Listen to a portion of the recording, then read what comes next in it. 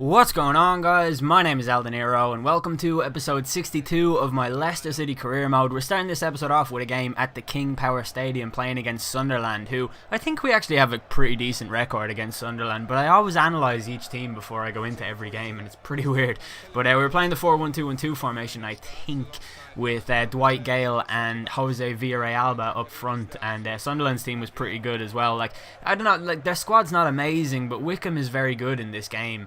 And they always just seem to do well. They've got a good kind of balance in their team, and those are always the difficult teams to come up against. I was going to ask you guys a question. It's not really a question, it's just sort of an observation that I'd like your input on. Do you guys think that there are way too many penalties on this game?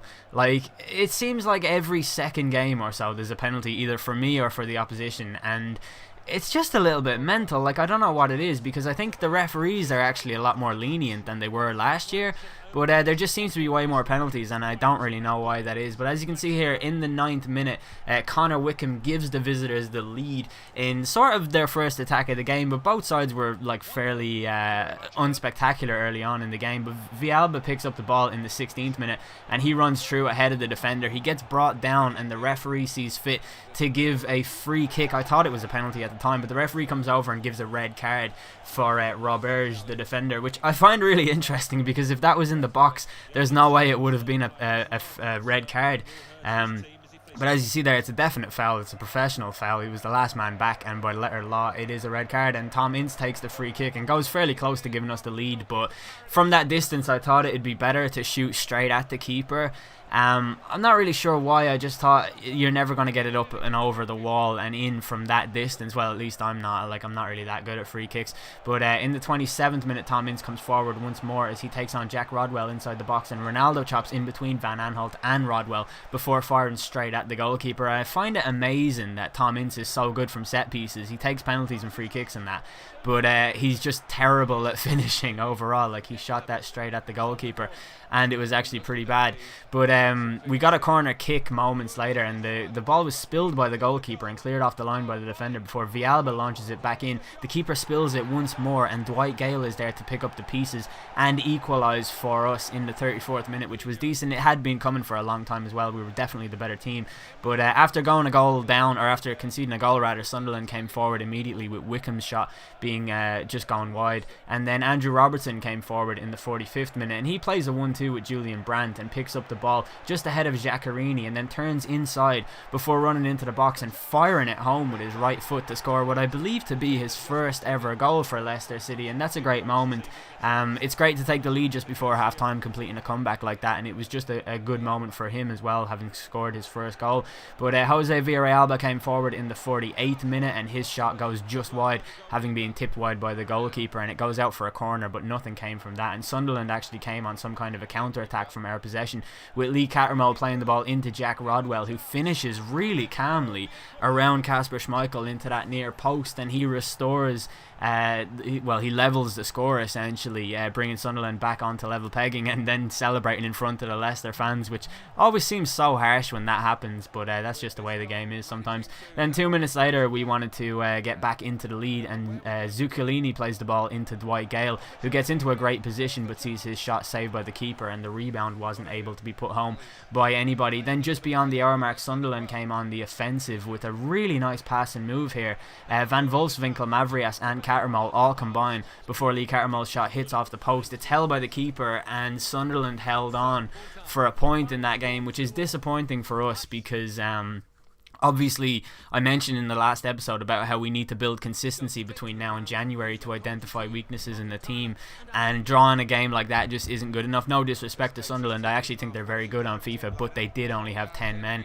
And we go into our next game, which is against Besiktas. This is in the Europa League, and they've got Demba Ba, former Chelsea player, and actually Gökhan Torre used to play for Chelsea as far as I know, and I think that was Ricardo no, it wasn't, because there's no such player as Ricardo Motta. I was thinking of Marco go, Mata. But we went with like a 4-3-2-1 formation here, with Jack Grealish making his first start since his return from loan, which hopefully has sorted out his potential problems, because he wasn't advancing at all. A lot of people did actually say that there's no such thing as the potential glitch, and it's down to their bad form that they don't advance.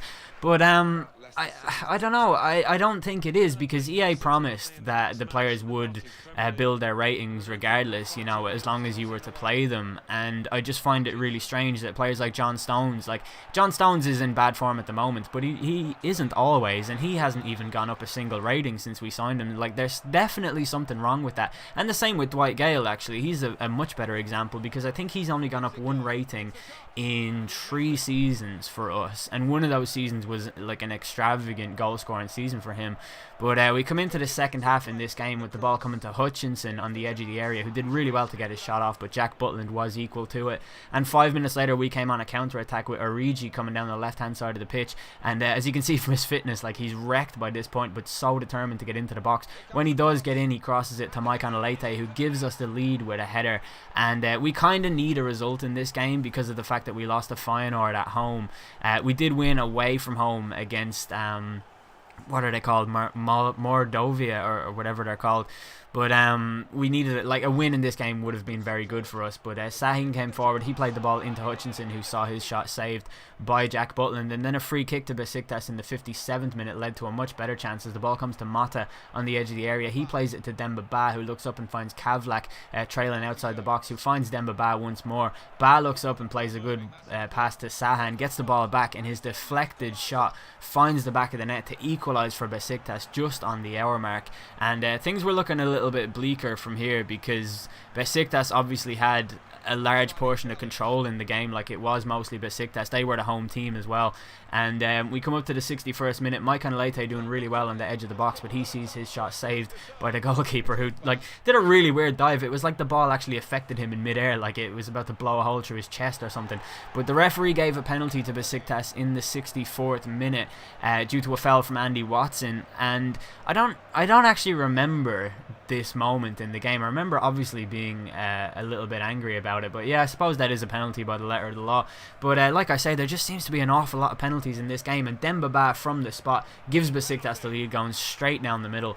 And I was so tempted to stay in the middle as well, but I always feel like that's a waste in a penalty, because when they go to the side and you stay in the middle, it feels like you've wasted an opportunity to save it. But when they go down the middle and you go to the side, it feels like they've outclassed you, or they've just cleverly beaten you. Like, does anyone else feel that way, or is it just me? But in the 82nd minute, Jack Grealish has literally the worst shot I've ever seen in my entire life. That is not a highlight worthy moment, but I really wanted to show you it just to emphasise how bad that shot was. Then in the 90th minute, Mike Onelete goes very close to equalising for us, but sadly we exit that game with our second defeat in the group stages of the Europa League. So we're not really looking strong in that competition at all, and that is largely down to the fact that we can't play our full squad in the Europa League on a Thursday and then go into a game on a Saturday, especially when this game is against Hull City. And we all know how I feel about Hull City. There's a reason that it's one vowel change away from being Hell City. There's something wrong with Hull City on this game, and they are an absolutely incredible team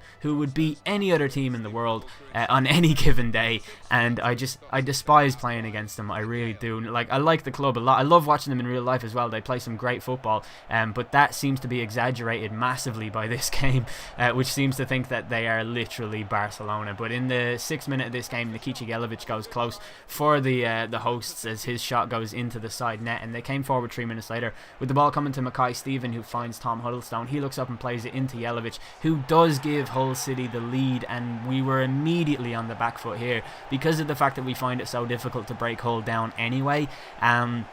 This just set us off in the complete wrong direction in this match, and we had a lot to do from here to try and turn it around. But Villalba came forward in the 12th minute. His deflected shot went out for a corner kick, which would give us a chance from a set piece. But obviously Hull City have very tall players all over the pitch. They've got Huddlestone, they've got Curtis Davies, and that. We did win the header. It was saved on the line and then cleared away by the goalkeeper. And in the 19th minute, Tom Huddlestone's free kick proved to be very difficult for Kasper Schmeichel to hold, as he seemed to just bounce it over his head back into the danger danger zone, and Hull came forward once more with Jelovic's header rattling the frame of the goal, hitting off the post, and then we went into a counter-attack from that as Sinclair finds Villalba in a decent position, but he's got a lot of work to do from here to try and get anything done when he's got 6 players in front of him. But he got round Vardy nicely. He takes on Jefferson at left back and works his way into the box before getting round Michael Dawson and firing it into the back of the net with his left foot to equalise for us. And he is just, if he stays injury free this season, I think he could score an awful lot of goals. Like, I don't even know how many goals he could score. I think the most that we've had in one season was Dwight Gale. I can't remember specifically how much goals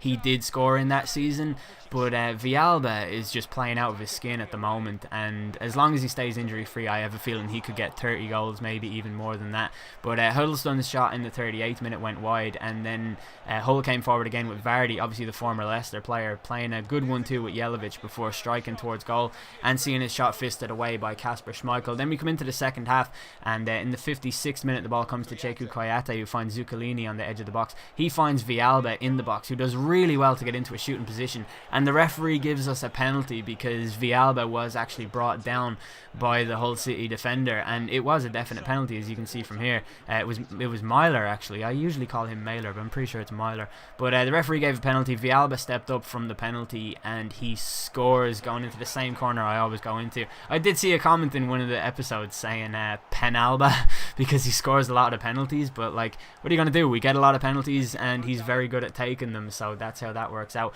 But we got a counter-attack going in the 75th minute or so with Villalba taking on Curtis Davies and doing really well to get around him as well. It's just that dribbling ability, and look at that for a finish into the far corner of the net as he gets his hat-trick and becomes the 4th player, I think, to score a hat-trick in this series overall, and that's just a fantastic finish from there. Like, you don't often get shots like that into the back of the net either, and it's a thing that I shouldn't actually be doing because they're so easy to to squander those chances. But thankfully that one went in because I've been looking for a goal like that for a long time, and finally we have a player who's capable of scoring it. So that's another reason why I think Villalba is going to have an absolutely excellent season for us. But that is the end of this episode. Hopefully you guys enjoyed it. If you did, please do leave a like. That will be much appreciated. I've been El Dinero. Thanks for watching.